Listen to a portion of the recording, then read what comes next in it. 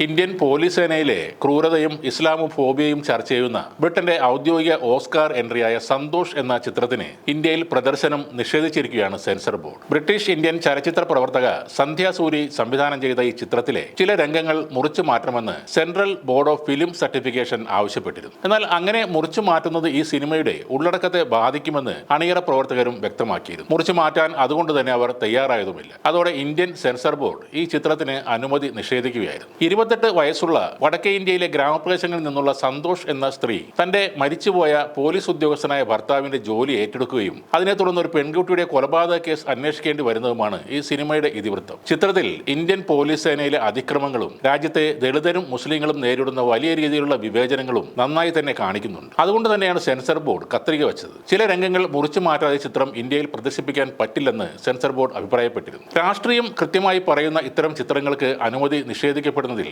സംവിധായിക നിരാശ പ്രകടിപ്പിച്ചു. വലിയ രീതിയിലുള്ള വിദ്വേഷമാണ് ഇത്തരം ചിത്രങ്ങൾ നേരിടുന്നതെന്നും അവർ പറയുന്നു. ഓസ്കാർ അവാർഡിൽ മികച്ച നിരൂപക പ്രശംസ നേടിയ ഈ ചിത്രം ഹിന്ദി ഭാഷയിലാണ് എടുത്തിരിക്കുന്നത്. യോഗി ആദിത്യനാഥിന്റെ ഉത്തർപ്രദേശിലെ ലക്നൌവിലാണ് ഈ സിനിമയുടെ ഭൂരിഭാഗം രംഗങ്ങളും ഷൂട്ട് ചെയ്തത്. ചിത്രത്തിന്റെ തിരക്കഥ എഴുതിയിരിക്കുന്നതും സൂരി തന്നെയാണ്. കാൻ ഫിലിം ഫെസ്റ്റിവലിലെ അൺസർട്ടൈൻ റിഗാർഡ് വിഭാഗത്തിൽ ഈ സിനിമ പ്രദർശിപ്പിച്ചിരുന്നു. അവിടെ നിന്നും ചിത്രം മികച്ച അഭിപ്രായങ്ങൾ തന്നെയാണ് നേടിയത്. ബാഫ്റ്റ അവാർഡിൽ മികച്ച ബ്രിട്ടീഷ് ഡെബ്യൂട്ട് സംവിധായിക, എഴുത്തുകാരി എന്നീ വിഭാഗത്തിലേക്ക് സൂര്യയ്ക്ക് നാമനിർദ്ദേശവും ലഭിച്ചിരുന്നു. എമ്പുരാൻ എന്ന സിനിമയ്ക്ക് സംഭവിച്ചതല്ല ഈ സിനിമയുടെ കാര്യത്തിൽ ഉണ്ടായിരിക്കുന്നത്. ഈ ചിത്രം സെൻസർ ചെയ്യാൻ എത്തുമ്പോൾ അതിൽ നിന്നും പ്രദർശന യോഗ്യമല്ലാത്ത ഭാഗങ്ങൾ മുറിച്ചു മാറ്റാൻ തീർച്ചയായും സെൻസർ ബോർഡിന് പറയാവുന്നതാണ്. അത്തരം വെട്ടിമാറ്റലിന് ആ സംവിധായിക തയ്യാറായില്ല. അതുകൊണ്ട് ചിത്രം പ്രദർശിപ്പിക്കാൻ അവർക്ക് അനുമതിയും നൽകിയില്ല. എന്നാൽ എമ്പുരാൻ എന്ന ചിത്രം സെൻസർ ബോർഡ് തന്നെയാണ് ഇന്ത്യയിൽ പ്രദർശിപ്പിക്കാൻ അനുമതി കൊടുത്തത്. സിനിമ കണ്ടു കഴിഞ്ഞപ്പോൾ ഇത് ഞങ്ങളുടെ നേതാവിനെ കുറിച്ച് പറഞ്ഞതല്ലേ എന്ന സംശയം സംഘപരിവാറിനുണ്ടായി. അതിന്റെ ബാക്കിയാണ് ഇപ്പോൾ നടന്ന എഡിറ്റിംഗും മാപ്പ് പറച്ചിലും.